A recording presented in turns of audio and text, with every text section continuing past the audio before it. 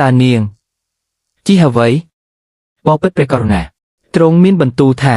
វាហៅថារទេះរអិលតើរាជវង្សខាងដ៏អស្ចារ្យរបស់ខ្ញុំមានយានគ្រប់ប្រភេទប៉ុន្តែហេតុអ្វីមិនមានយានមួយនោះ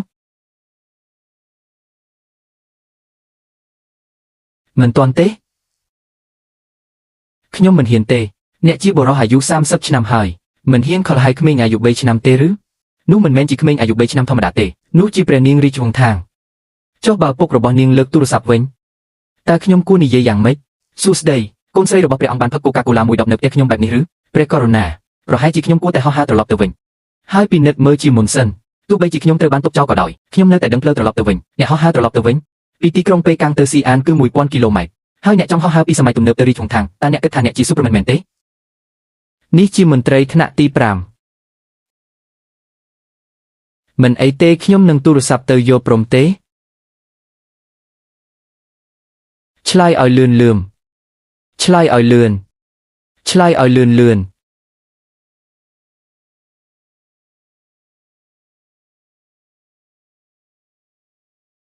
នានគឺជាអ្នកព្រះបិតាចាំបន្តិច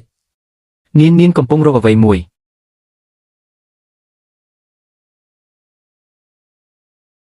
តើនាងកំពុងធ្វើអ្វីនាងនិយាយថានាងកំពុងរកអ្វីមួយរកឃើញវាហើយរកឃើញហើយនាងបានរកឃើញប្រអប់ធំមួយខាងក្នុងធំណាស់តើអ្នកកំពុងនិយាយជាមួយអ្នកណាព្រះបិតាសូមបន្ថយសំឡេងបន្តិចនាងកំពុងនិយាយទូរស័ព្ទនោះជាអ្វីតើវត្ថុរាងការ៉េនៅក្នុងដៃរបស់អ្នកនោះជាអ្វីខ្ញុំមិនដែលឃើញវាពីមុនមកទេចប់ហើយឪពុករបស់នាងពិតជានៅទីនោះស្ងប់ចិត្តទៅគាត់មិនអាចមើលឃើញអ្នកទេខ្ញុំមិនអាចស្ងប់ចិត្តបានទេស្ដាប់សំឡេងនោះគឺជាដូនតារបស់ខ្ញុំក្រែងនោះជានាមត្រកូលលីរបស់អ្នកមែនទេមែនហើយដូច្នេះគាត់គឺជាបុព្វបុរសរបស់ខ្ញុំប៉ាមើលនេះជាទូរស័ព្ទដៃប្រភេទដែលបង្កើតសំឡេងក្រហមតើវាឆេះទេវាមិនឆេះទេវាសម្រាប់ធ្វើការហៅទូរស័ព្ទមាននរណាម្នាក់នៅខាងក្នុងស្ដាប់ទៅសំឡេងដូចជាសំឡេងខ្ញុំដែរនោះគឺជាព្រះបិតាម្នាក់ទៀតខ្ញុំមិនមានបងប្អូនព្រោះទេខ្ញុំក៏មិនមែនដែរដូនតាខ្ញុំឪពុកម្ដាយរបស់ខ្ញុំក៏មានកូនតែម្នាក់គត់គឺខ្ញុំតើអ្នកនិយាយថាម៉េចតើអ្នកឈ្មោះអ្វីបុព្វបុរសគឺជាព្រះករុណាខ្ញុំឈ្មោះលីស៊ីនិយាយម្ដងទៀតតើអ្នកឈ្មោះអ្វីលីស៊ីគឺលីស៊ីព្រះបិតាកុំខឹងអីព្រះបិតាម្នាក់ទៀតនោះជាមនុស្សចិត្តល្អគាត់ថែមទាំងបានបោះសម្បកផ្លែលោកគាត់ឲ្យនាងបរិភោគទៀតផងសូមពន្យល់ខ្ញុំឲ្យបានច្បាស់តើអ្នកជានរណាខ្ញុំគ្រាន់តែជាមនុស្សធម្មតាម្នាក់រស់នៅទីក្រុងប៉េកាំងអាយុ30ឆ្នាំជាអ្នករចនាម៉ូដខ្ញុំនៅសល់ប្រាក់$20ទៀតលើប្រាក់កម្ចីផ្ទះតើប្រាក់កម្ចីផ្ទះជាអ្វីវាគឺការខ្ចីប្រាក់ដើម្បីទិញផ្ទះហើយបន្ទាប់មកសង់វាយឺតក៏ហៅឈិងធានជាអ្នកត្រួតពិនិត្យមកជួបខ្ញុំព្រះករុណាឈិងធានជាអ្នកត្រួតពិនិត្យបានត្រឡប់ទៅកាន់ស្រុកកំណើតវិញកាលពីម្សិលមិញបន្ទាប់មកនាំគាត់មករកខ្ញុំវិញប្រាប់គាត់ថាមានរឿងដ៏គួរឲ្យភ្ញាក់ផ្អើលតើអ្នកទៅណានាងរកមើលអាហារឆ្ងាញ់ត្រឡប់មកវិញឆាប់ព្រះនាងសូមបន្ថយល្បឿន កុំឲ្យដួលប៉ាកុំបារម្ភអីនាងជិះស្គីបានល្អណាស់ក្រែងអ្នកនិយាយនឹងរកអ្វីដែលឆ្ងាញ់ញ៉ាំមែនទេហើយអ្វីបានជិះស្គីទៀតហើយនាងនឹងជិះមួយជុំសិនបន្ទាប់មកទៅរកអ្វីដែលឆ្ងាញ់ញ៉ាំព្រះបិតាកូនមិននឹកស្មានថាស្គីនេះពិតជាសប្បាយណាស់មេដាមានព្រះបន្ទូលថានាងគួរតែហាត់ប្រាណបន្ថែមទៀតដើម្បីលូតកម្ពស់ល្អខ្ញុំមិនដែលនិយាយបែបនេះទេមេដាអ្នកបាននិយាយថានាងគួរតែញ៉ាំអាហារបន្ថែមទៀតត្រូវហាត់ប្រាណបន្ថែមទៀតដើម្បីលូតកម្ពស់ដូចបិតា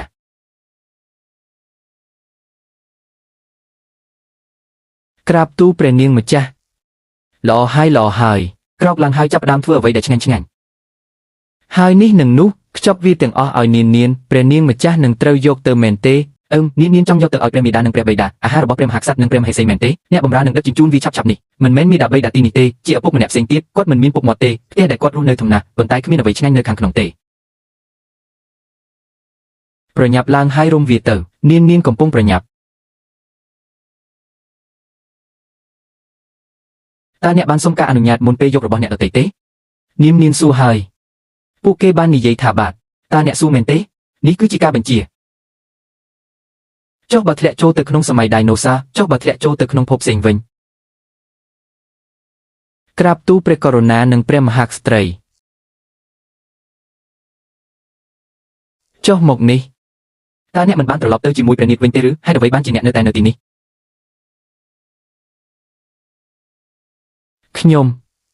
ខ្ញុំត្រូវបានទុកចោល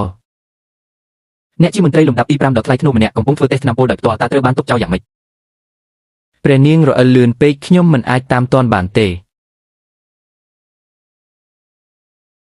មន្ត្រីលំដាប់ទី5មិនអាចចាប់ទូកក្តោងបានទេ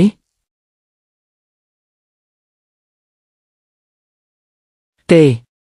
ខ្ញុំត្រូវទៅពិនិត្យមើលតើអ្នកធ្វើយ៉ាងម៉េចអ្នកក៏មានខ្សែកត្បូងគុជដែរទេ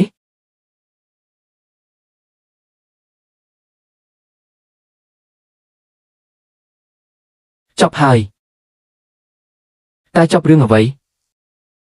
នាងបានយកមរតកគ្រួសារខ្ញុំទៅជាមួយ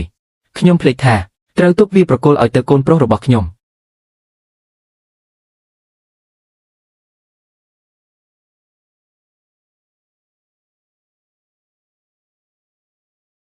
អូយតើអ្នកភ្ញាក់ហើយឬនៅហេតុអ្វីបានជាអ្នកវាខ្ញុំគិតអំពីវាប្រសិនបើគាត់ត្រឡប់មកវិញតើខ្សែកត្បូងគុជមិនត្រឡប់មកវិញជាមួយគាត់ទេឬប្រសិនបើគាត់មិនត្រឡប់មកវិញទេការរក្សាខ្សែកត្បូងគុជគឺគ្មានប្រយោជន៍សម្រាប់អ្នកទេអ្នកមិនមានកូនប្រុសទេឥឡូវអ្វីដែលអ្នកកំពុងនិយាយហាក់ដូចជាសមហេតុផលមិនសមហេតុផលខ្ញុំដាក់ទូរស័ព្ទដៃក្នុងហោប៉ៅរបស់គាត់ហេតុអ្វីអ្នកមិនទូរស័ព្ទទៅមើល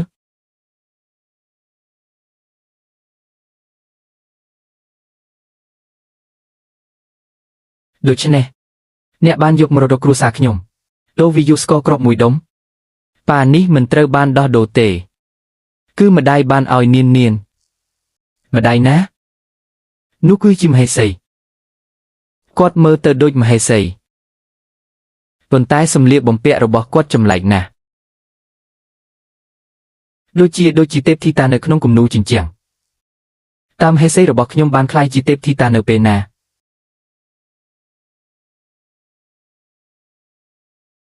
ប៉ាមិនយល់ទេ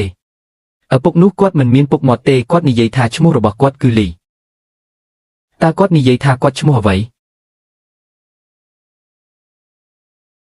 ព្រះបិតានាងមិនអាចនិយាយបានទេបើមិនដូច្នោះទេក្បាលគាត់នឹងស្ថិតក្នុងគ្រោះថ្នាក់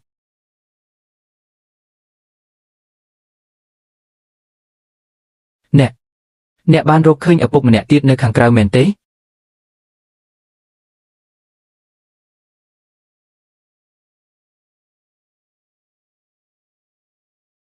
ខ្ញុំកំពុងសួរអ្នកនាងមិនទាន់បានរកឃើញឪពុកម្នាក់ទៀតទេនាងគ្រាន់តែមានឪពុកម្នាក់ទៀតប៉ុណ្ណោះម្នាក់ទៀត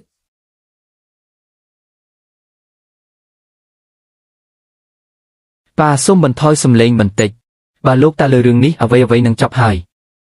លោកតារបស់អ្នកឪពុករបស់ខ្ញុំគាត់កំពុងដេកនៅក្នុងភ្នូរអធិរាជត្រូវហើយលោកតាកំពុងដេកលូកនាងភ្លេចតោះយើងចាប់ផ្ដើមពីដំបូង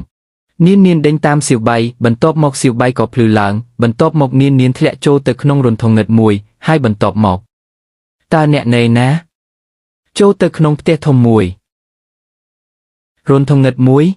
មែនហើយតើអ្នកវីក្បាលរបស់អ្នកមែនទេនាងមិនបានវីទេនាងថែមទាំងផឹកទឹកពន់ខ្មៅថែមទៀតផងទឹកខ្មៅមែនទេពេលលេបចូលវានឹងផ្ទុះក្នុងមាត់របស់អ្នកធ្វើឲ្យមានការភ័យយ៉ាងខ្លាំង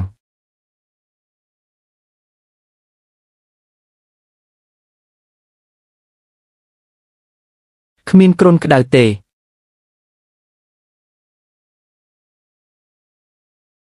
ើព្រះអង្គមានបញ្ជាអ្វីទេព្រះមហាក្សត្រសូមទៅមន្ទីរពេទ្យអធិរាជហើយហៅគ្រូពេទ្យវាំងមកពិនិត្យក្បាលរបស់ព្រះនាង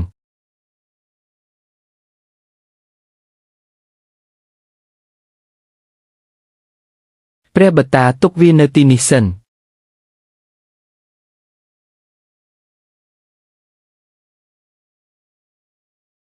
តើអ្នកនឹងទៅណាទៀតខ្ញុំមិនទាន់បញ្ចប់សំណួររបស់ខ្ញុំនៅឡើយទេនាងទៅយកបង្អែមខ្លះព្រះបតារងចាំបង្អែមអ្វីអ្នក